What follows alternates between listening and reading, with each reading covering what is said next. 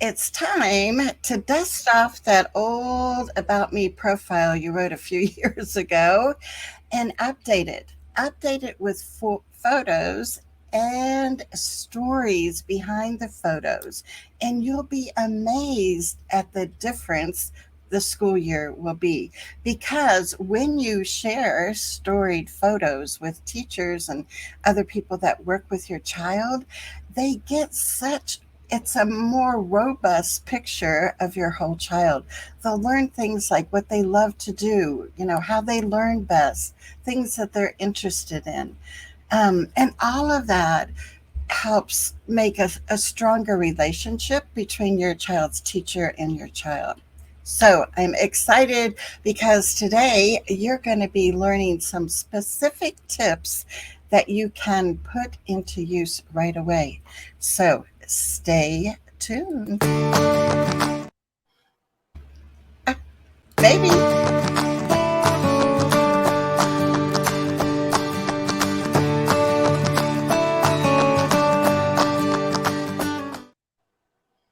And I am so thrilled that I can introduce you to my friend, Barb Orozco. You might have seen her a couple years ago. She is back for a repeat performance.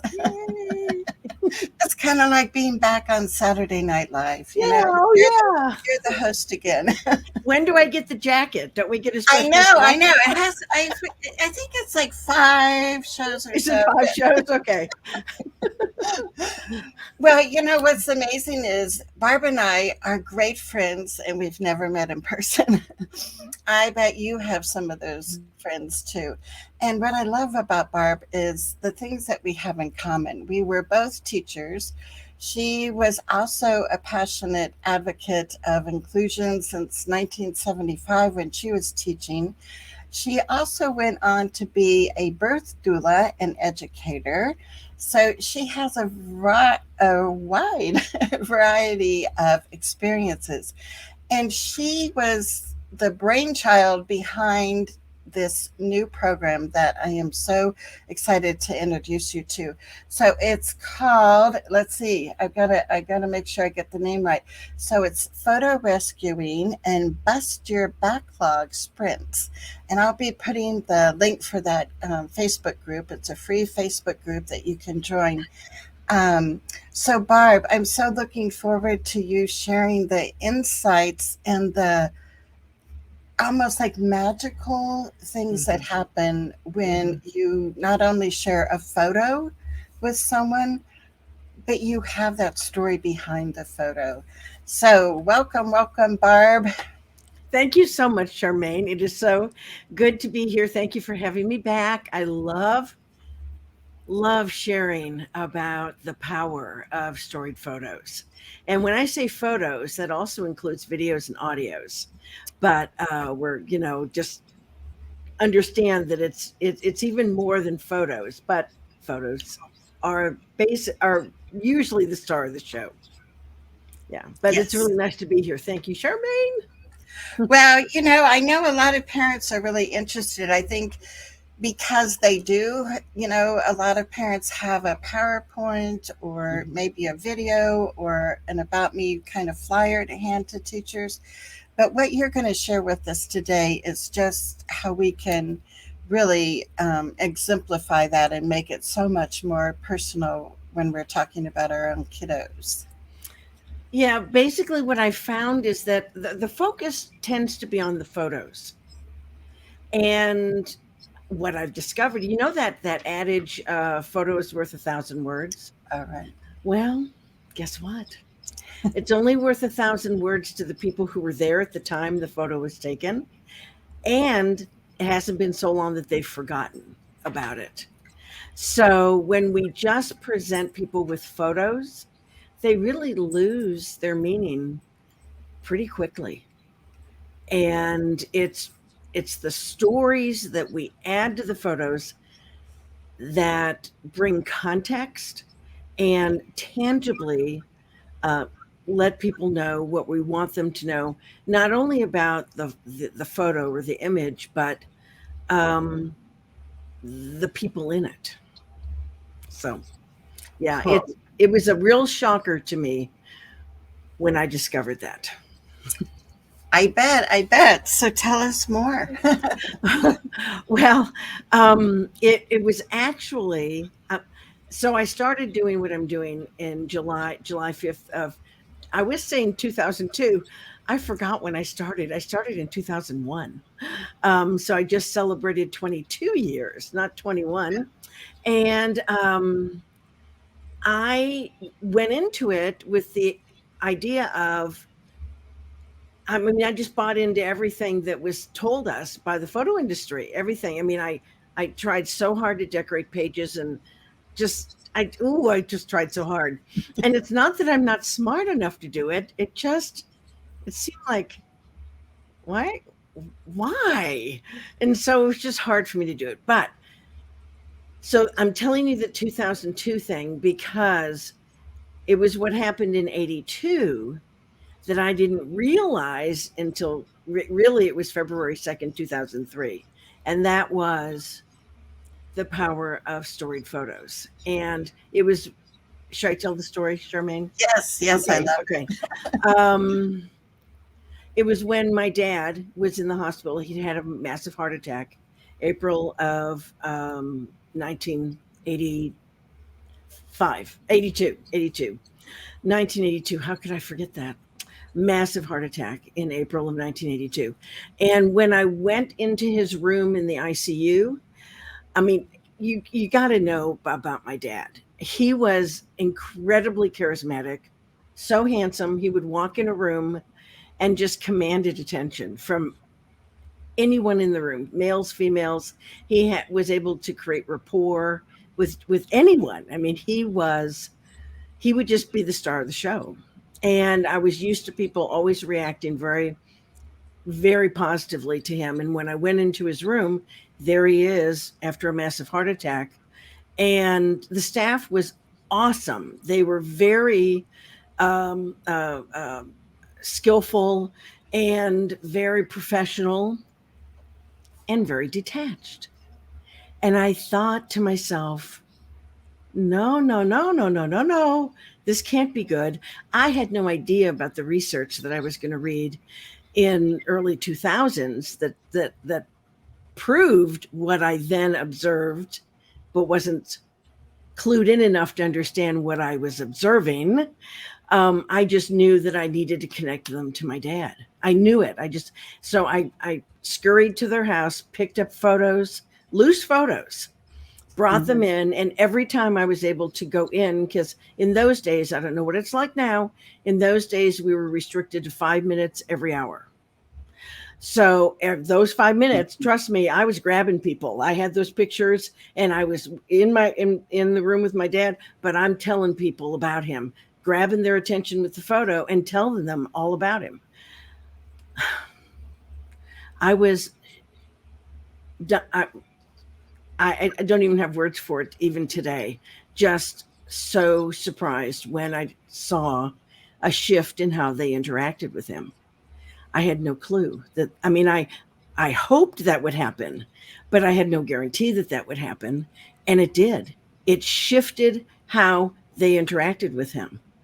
And I mean, they touched him more tenderly. They talked to him more connectedly. I mean, it was just what I knew was the last 6 weeks of his life had been positively impacted by those photos and what I said with them.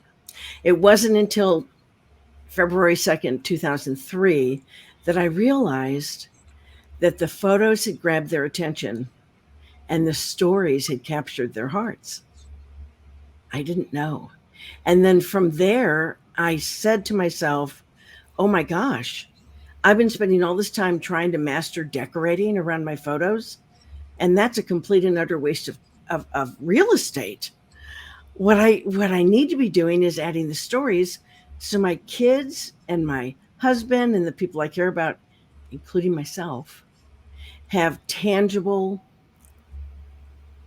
reminders and proof that of who they are, that I see them, that I hear them, and that who they are matters. And so that's kind of rolling it into a ball how that happened. Because I promise you, until that day, I was completely convinced that it was all about decorating pages and creating works of art. I had no clue it was about creating works of art. I had no idea. And then I've seen it ever since. I mean, the stories I could tell. Oh, I know, and I think that's so incredible, and to be able to like be in the hospital with your dad and to see that shift of the nurses and Mhm. doctors and therapists and everything coming in. Yeah, Everybody, yeah. yeah, yeah. And so that's what I would like it to be for kids at school. You Hmm. know, so everybody at school, not just their classroom teacher, but Hmm. the music teacher, the lady in the cafeteria, or whatever. Hmm. Like people actually know our kids and something about them, not just, oh, there's one of those kids, walking down the hall. But Hmm. so I know you've also, even though you didn't know it at the time, I think like during your teaching, I think you've probably you've probably helped a lot of kids, even before you had this program. Um, so I don't know. What would you like to talk about next? Because I'm just so enthralled with how a story with a photo can make such a difference. It really can. I think the thing that that I the biggest we need to back up just a little bit, I think, because what I've found is that usually people cannot hear what I have to say about stories because they've been so programmed and conditioned by the photo industry that it has to be beautifully decorated. Right. It has to be. And until I'm able to help people realize how, sure, hobbies are very important. I get it. I mean, there's all sorts of research that shows how healthy, how important it is to our health to have hobbies. Um, the problem is that when we turn our photos into the hobby, it tends to be decorative. Huh. And so I usually say to my clients, have hobbies, have 5 hobbies. Just don't let it be your photos. Because your photos as a decorative hobby, as I say, that's valuable real estate. And Right. there's never been a decoration, a, a paper, and anything. Had I brought in photos of pages on photos that were beautifully decorated, I mean, exquisitely decorated, those the staff would have gotten nothing from that other Right. than, oh, yeah, okay, he's a really good looking guy. They would not have gotten who he is and how he was just full of vinegar and all this stuff that had them relate. And so, if I can get people first, it's a matter of moving beyond the belief that it must be a crafty hobby. Right. And when we can do that, then we can do things like, um, my grandson, when he was in high school, I knew they were looking at him in a certain way. I knew they were, and they were looking at him through all the things that he struggled with. Huh. And when I brought in the fact that the very first thing he tackled, he loves to cook, and that he can make, oh, come on, lava cakes. You know, Oh, those yummy chocolate lava cakes? They were, their jaws dropped. huh. They were, huh? He can do, and he taught himself. I just Wow. helped him with some of the measurements. But when I, and other people have noticed that when they're able to tangibly show not just the photos, but then talk about how it came about, Hmm. how he initiated it, Yeah. um, because they didn't really see him initiating things. Huh. he was just fitting into the system. And so it can make it real. I'm not sure that I answered your question, but Well, yeah, and I just think about the time to put all the decorative stitch or stickers and plan out different things. The amount of time that takes to decorate, and how you could use that time and write a story that would right. have so much more impact.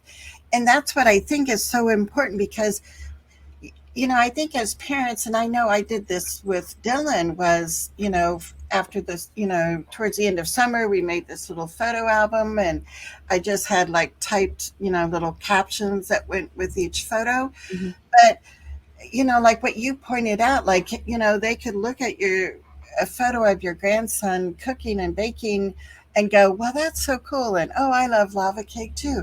But no, the story behind it is Hmm. this is something he was passionate about. This is Hmm. something he initiated, took time. He learned, he was reading, he was doing math. It's like there's more than just, oh, I love lava cakes too, you know? Yeah. Yeah. And it's so much easier than anyone can imagine it is. It's so much Right. easier. I mean, I slap a photo on a page and tell the story. Oh wow. You know, the longest thing. Now, of course, you can really, it's like, oh my gosh, I really would like to get my photo mess taken care of and get it organized so that I can use it to create more pages for this. Sure. There's a learning curve with that. But I'm talking about like what you're going to do on Friday with the Canva. Right. Uh, it's so doable.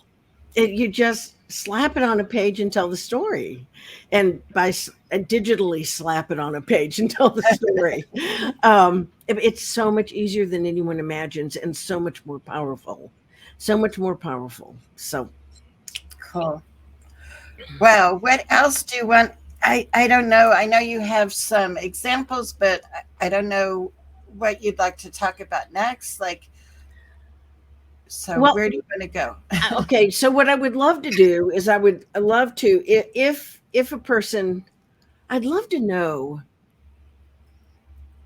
Um, I would so love to know from anyone who is here, if you have been really caught up, as I was, in how it needs to look, and how it needs to look. Because if you are willing to be a little vulnerable and say, yeah, I mean, that's all we hear. And yeah, I mean, you're talking to someone who was exactly there. Absolutely. I struggled. I was introduced to creative memories in 1995, fell in love by a very dear friend, fell in love with it, and struggled from 1995 until February 2nd, 2003, to do it the right way, which was highly decorative. And I never completed. When I started my business, I owned over $1,200 worth of product and had never completed an album or a page. But I just knew it was something that would matter. And I was bound and determined to learn how to do it the right way, which was decorative, and then teach others how to do it the right way. You could have knocked me over with a feather February 2nd, 2003, when I learned, So yeah, when I learned, no, that's an option. That's certainly an option to do it decoratively, but that's not the way. As a matter of fact, until 1980, and Mary Ellen Christensen came along, it was not a decorative hobby. It was photo stories and memorabilia on a page. That was it. Then it turned into a hobby, and crafty and expensive. And yeah, it that's not how. So decorating is a way, but when we're talking about using it, using our photos and stories to make a difference, to use it educationally with the therapist, with anyone working with our child, so they can see more of him or her and who they are, then it's all about stories. So The first thing I'd love to know is if anyone um, is willing to say that, yeah, feeling like they need to decorate is it just stops them every time. And if no one's going to go there, then I will go to the next thing. And if you see anything, Charmaine, let me know. The next thing is where to start, literally where to start. And I'm going to make this as clear as I possibly can. The most important thing is for you to know what you want to say and what you want others to know about your child.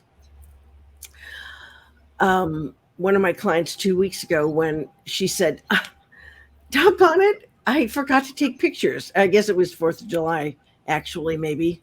I forgot to take pictures of my child at 4th of July.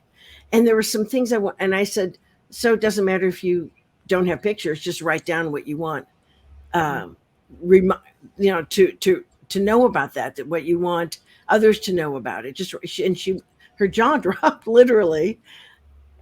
Really? Without the pictures?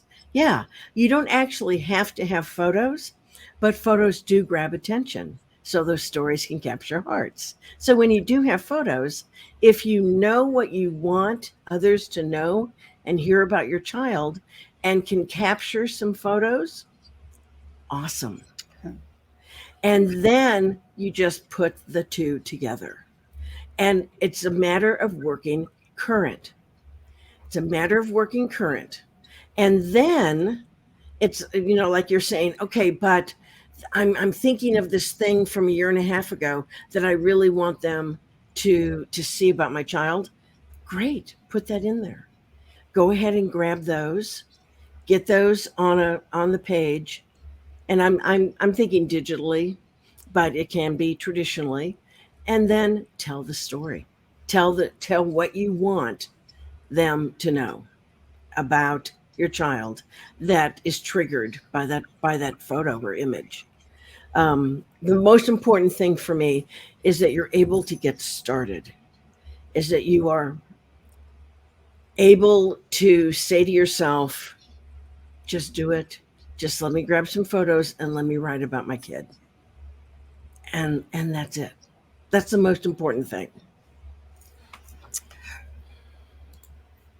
And if I can click on the right button, I can appear again. So I'm like listening so intently. It's, yeah. So I love that too. It's like, okay, you don't have a photo of that exact thing that you want to share with teachers, but guess what? You can still write about it, right? Exactly. Exactly. What a concept. Yeah.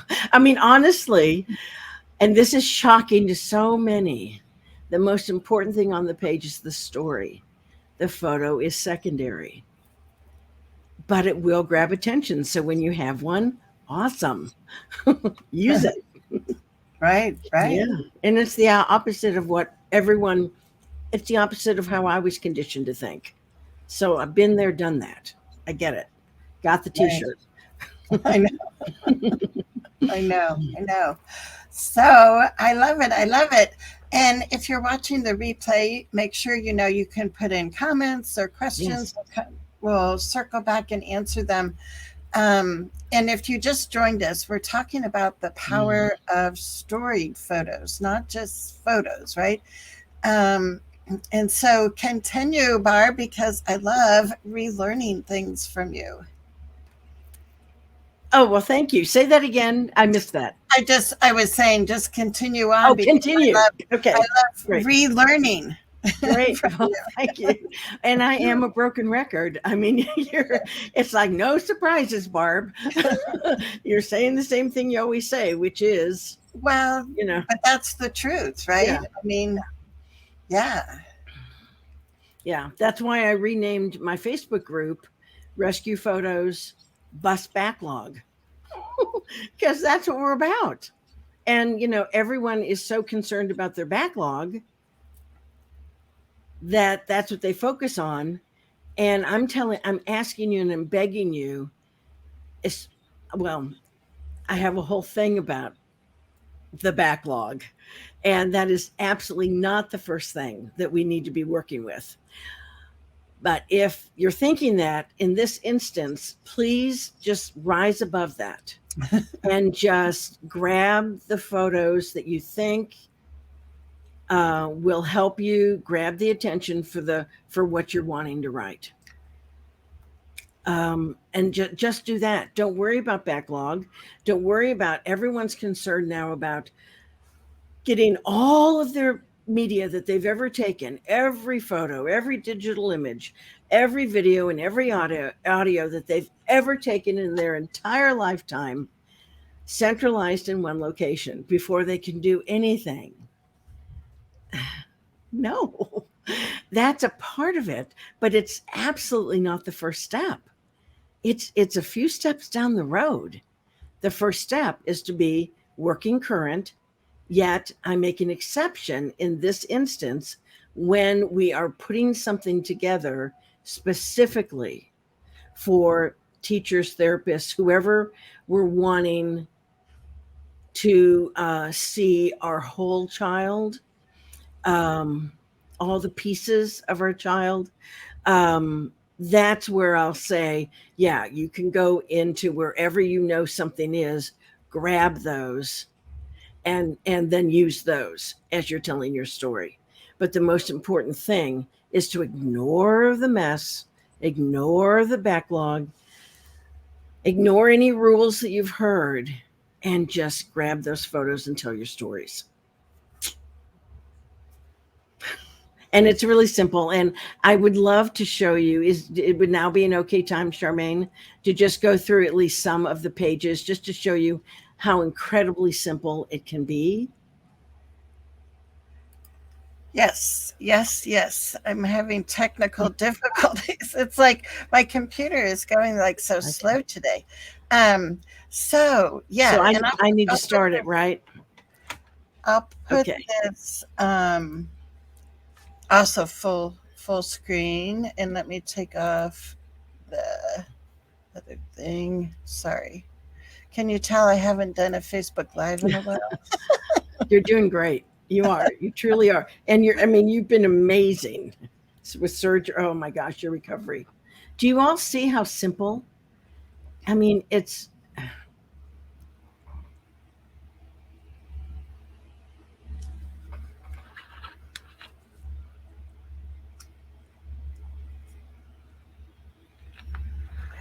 we don't have to necessarily go through all of them. There's about 20 images there.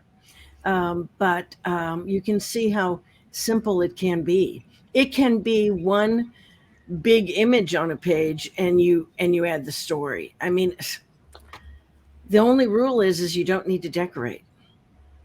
It's the only rule. And if you're sitting there going, oh, that just doesn't look the way I think it's supposed to look, then you're working with old muscle memory that's been conditioned, and we just have a little work to do to help you move past that. Yes. Because again, I was there and I get it. I totally get it. Yeah, and I think your examples really help people to see that it can be impactful with, it doesn't have to be like a chapter in a book. That your story can describe the moments and everything without taking a lot of time. Totally. These are traditional pages that I just threw in. And just as an example, but probably the quickest thing is digital, which is right. What you're going to be doing on Friday. Yes. Oops. Yes. I just love these. It's done. It's so fun to see. And just the potential, and the other thing I think about too, because this month in our Connecting for Change group, we've talked about It's not only your child's classroom teacher, but it could be a scout leader that you want to share more about, with your child with them, or a piano teacher. So, or a doctor, right? I mean, Yes. there's so many Yes. times I think we think of it as, oh, this is something we do at the beginning of the year, Yes. but it could work for lots of people. And thank you so much for saying that, because there's an aspect of this that is 150% overlooked. And it is that it's not just you doing this. It can be anyone in the family. Is there a brother that wants to make sure people understand this about their brother or sister? Is there a therapist, a piano teacher, or whoever who wants to share their experience with this child? You can get all of that in there. How cool. Gone are the days where it is my sole responsibility to do all of this, and then they are my pages and I own them. No, the more voices you can get on this, the better. The more voices. So I truly encourage. Oh, and another tip. Let me share another tip. I would encourage you strongly to write on the page to your child. Um, Don't write it as if you're a uh, journalist reporting to the that's teachers and the therapists about your child. Write to your child. Oh, it was so cool that you investigated how to make such and such. And oh, was a young my grandson is a young man who struggles mightily with reading, and mightily. And so this did not come easily to him, but he was highly motivated because he loves to cook. um, And so to write to him, to write to whoever is the focus of these stories, write to them.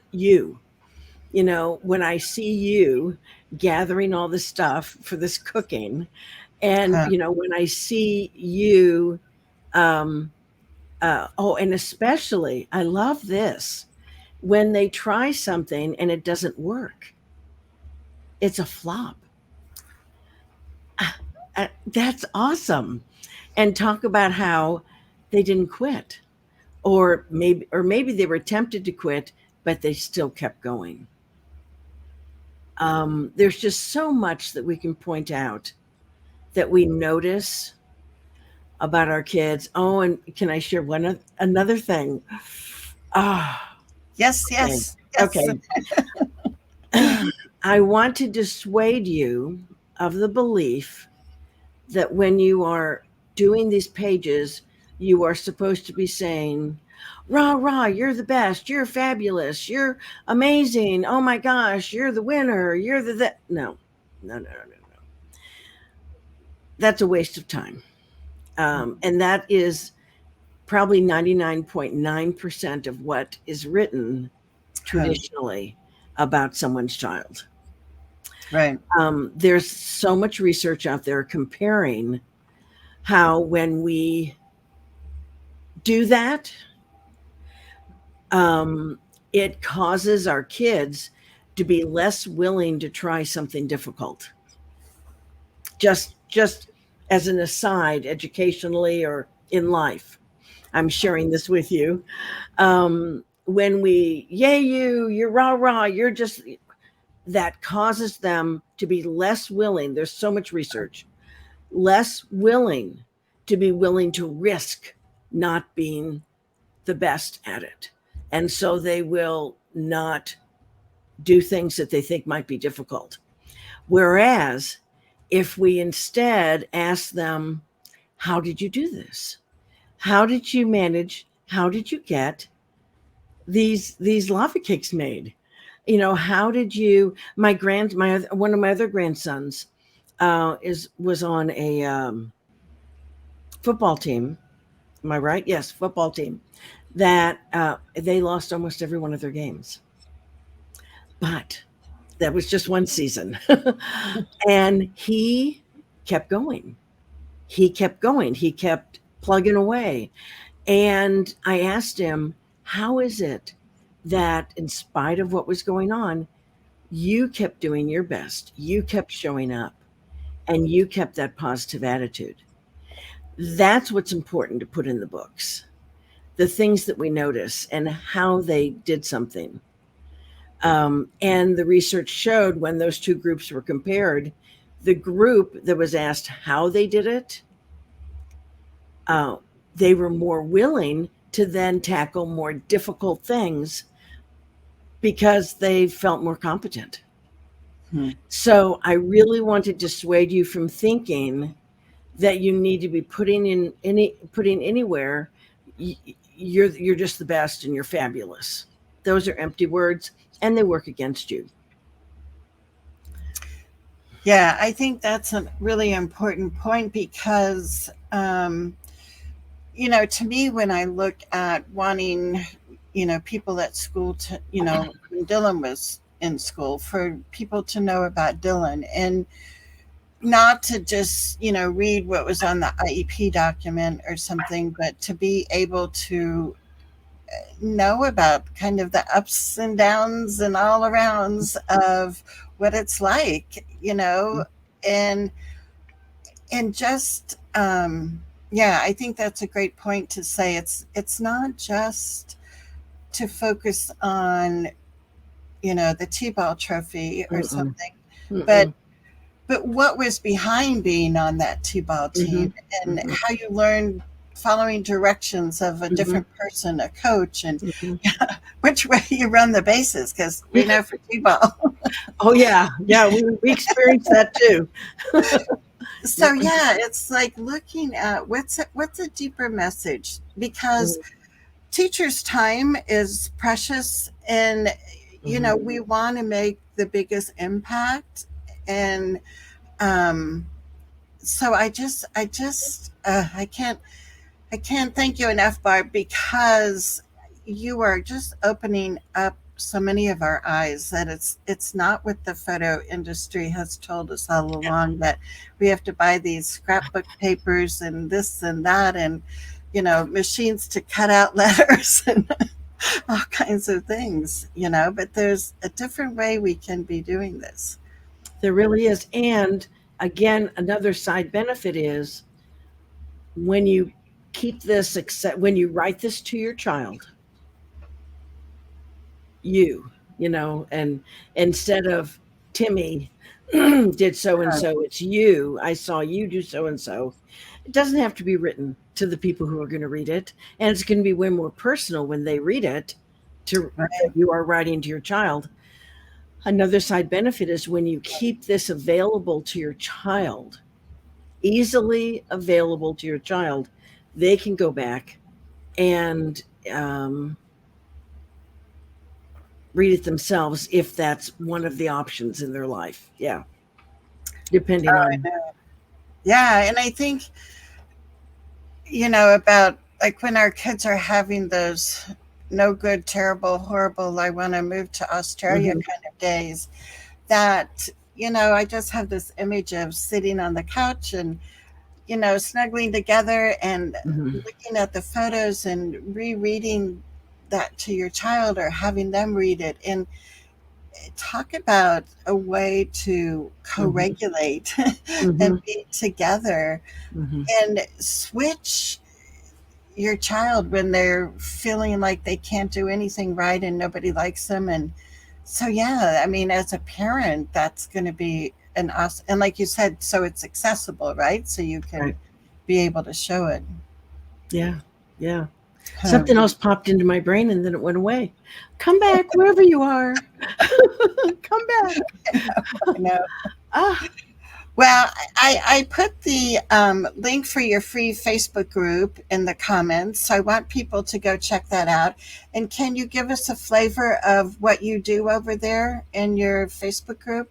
well, sure. The point of this Facebook group is it's to focus in on one of the things that happens is you get this benefit, which Yeah. is a document that I put together that talks about the status quo habits, and um, what the photo industry has conditioned us to do and to think, and then the rescuing your photos actions.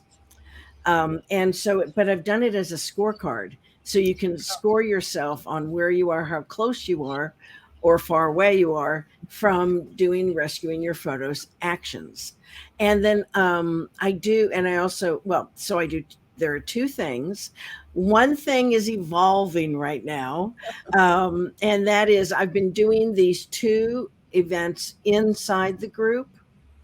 One is on talking about one of the touch points, one of these touch points per month, and dissecting it. And then the second one is on talking about the untapped superpowers of our storied photos Huh. in our parenting, in medical situations, in just all sorts of different things, and it's evolving. But the Q&As for each of those events occur in the group. Those occur in the group, and right after the event, um, and it's an opportunity. This group is an opportunity to cut through all the stuff that has been layered on us that has kept us from being in action. Right. And it's not the how to do it. I mean, besides storied photos and not decorating, I mean, okay. The deep dive into the how to is the photo rescue lab. That's a separate thing. This is the let's take care of the stuff that has held us hostage, kept our photos in hiding, and learn why it's so important to spend time doing that by hearing those superpowers that we just haven't been able to take advantage of because we thought it was only about decorating and saving memories and creating legacy, which, by the way, saving memories and creating legacy will happen as a byproduct Right. of using them now in your life. So, Oh, I know. And I think about that, right? It's I think a lot of us are like, we want to go back and make a album for our grandchild from birth to 8th grade. mhm. And it's like, that's not going to be very helpful. So instead, if we start at 8th grade, You start it's, current. You yes, start working current.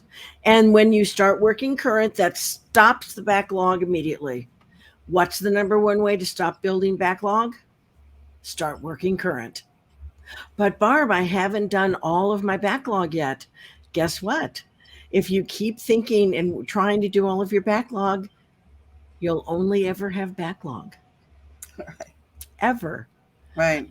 What a concept. I But it's hey, again, I totally relate because that's what I kept thinking. It's oh, what I I know.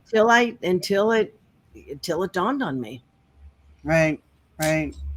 I've been Yeah. very fortunate to have some wonderful mentors in my life who just brought in the right piece that I needed that at the right time. And what's interesting is I'm the only one that's still doing it of those mentors. Huh. Yeah. So, Huh.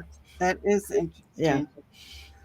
So so as we kind of wrap up here, like what would be, maybe if people are just joining in now, like what would be some ways that you've seen it apply with teachers in the school setting as far as the photos and the stories? So how would you kind of summarize those, examples? Well, I haven't been at an IEP in for about 5 years now. Congratulations. So I don't know how it is now. So what I'm about to say, you might laugh at me, but what one of the things that I've done, and one of the things my clients would do is they would, or maybe you're going to say, yes, that's exactly what I do now, and my clients do now too. But they knew that at the first IEP meeting of the year, they needed to give me anywhere from 20 to 30 minutes. I know you're going, what? I'm lucky to get 5. But they needed to give me time because we were going to be going through.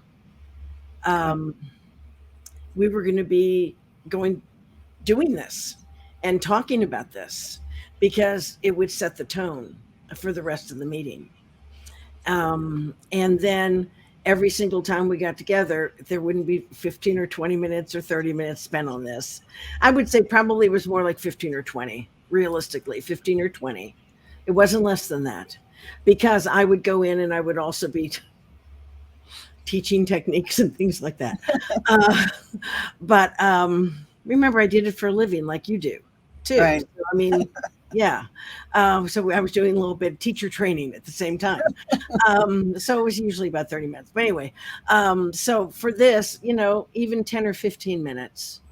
And just because I found if I just say, go through this on your own time, Yeah. it wasn't going to happen. Right. Maybe things have changed now. Have they changed? Can you rely on that? No, not at all. Yeah.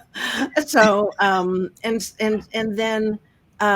then of course supply it to them, but then reference back to it. The other thing I forgot to mention is your child, if this is in their strengths, there's something that they're wanting to do, they can also contribute to this, Alan, Yes. to these pages. What do you want your teachers to know? Exactly.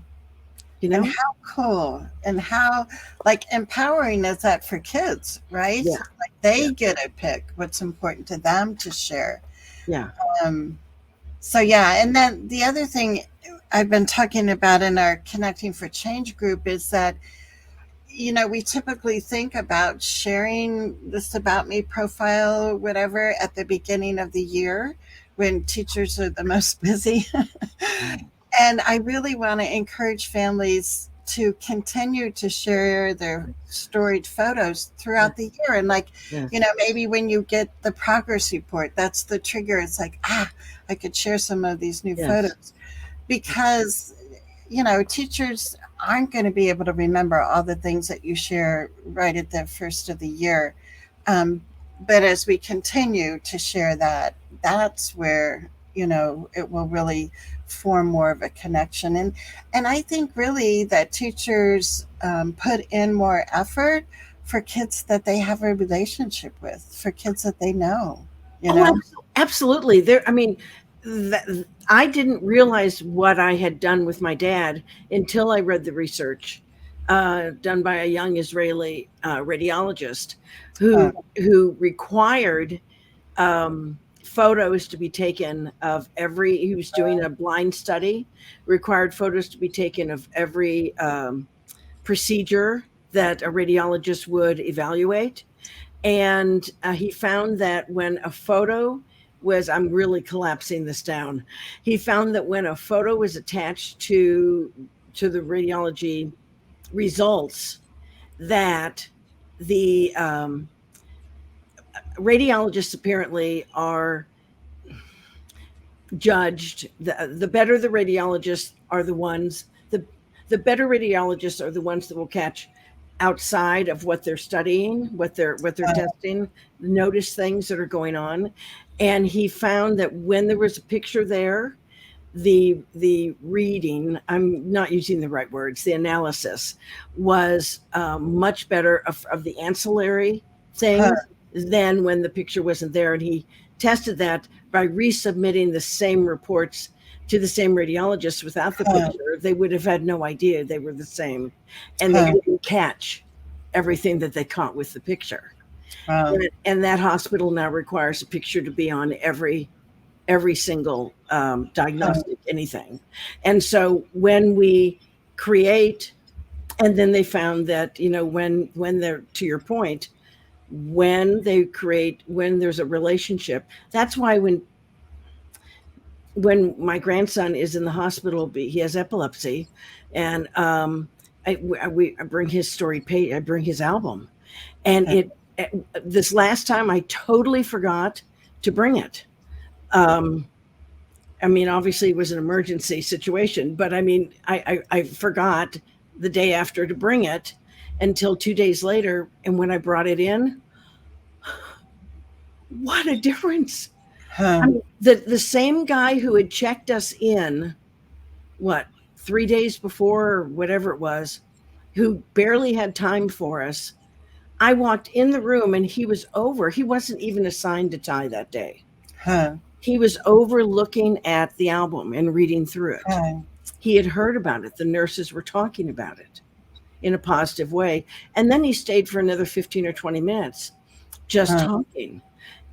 When we do this in the medical situation, when we do this in an educational, it doesn't matter what it is.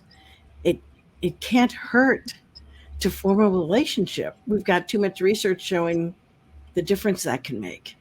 Oh, exactly. Exactly. Well, I am so excited because I see all kinds of possibilities for families and students. And I just, yeah, I mean, we can really make an impact on your child's Mm-hmm. services, supports, Mm-hmm. education they get this coming school year.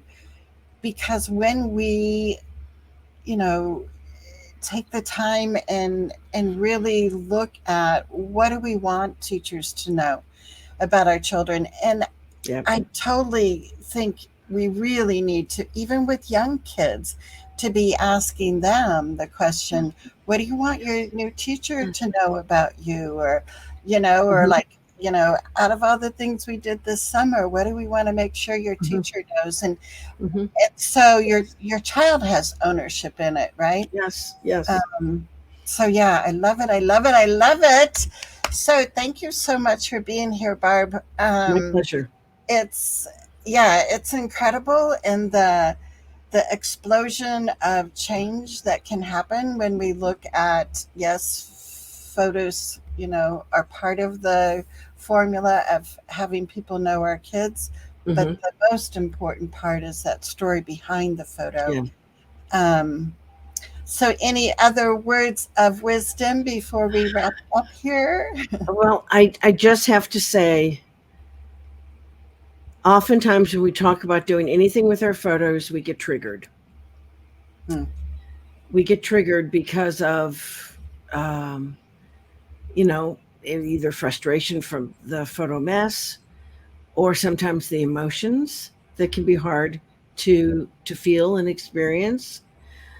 I just want to help you understand that it can be, and it is, much simpler than it's been made out to be, and much more impactful than anyone has ever realized.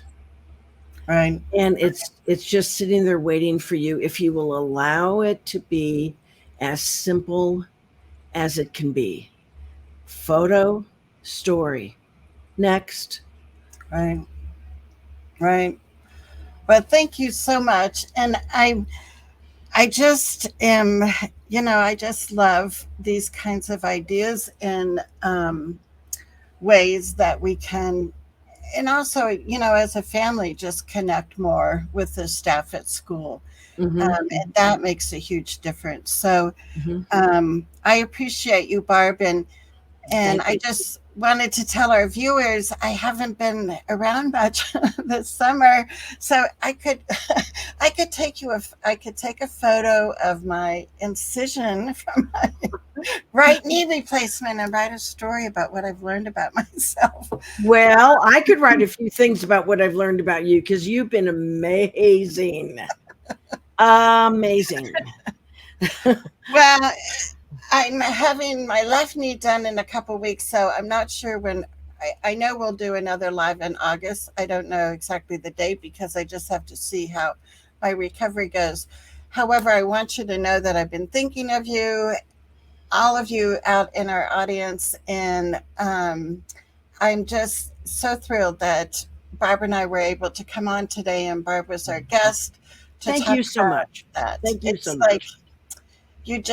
you do amazing things. So I So do am you. Charmaine Tanner, and I look forward to the next time we can be together live, because one of my passions is to make sure that your child does belong at school, that they are seen as competent learners, Mhm. and that they do have contributions to make. So until next time, take care, and we shall see you later. And let's see if I can remember my music to take us out.